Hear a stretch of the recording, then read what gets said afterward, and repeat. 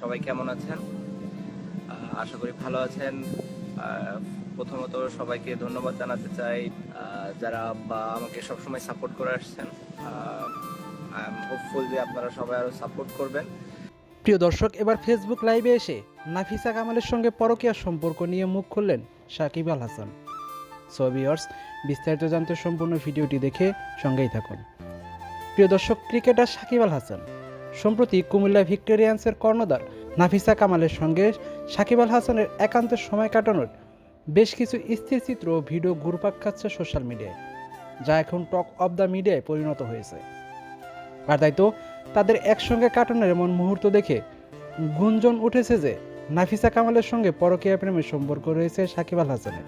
এরই রেশ ধরেই এমনটা শোনা যাচ্ছে যে খুব শীঘ্রই ডিভোর্স হয়ে যাচ্ছে সাকিব ও শিশিরের, কেননা এরই মধ্যে তারা একে অপরের সোশ্যাল মিডিয়া থেকে আনফলো করে দিয়েছে। তবে এবার সকল গুঞ্জনকে উড়িয়ে দিয়ে ফেসবুক লাইভে এসে মুখ খুললেন সাকিব আল হাসান। বর্তমানে দেশের বাইরে অবস্থান করছেন তিনি। সম্প্রতি লাইভে এসে সাকিব জানান, নাফিসা কামাল আমার খুব ভালো একজন বন্ধু, আর আমরা দুইজনই দেশের ক্রিকেটের সঙ্গে জড়িত।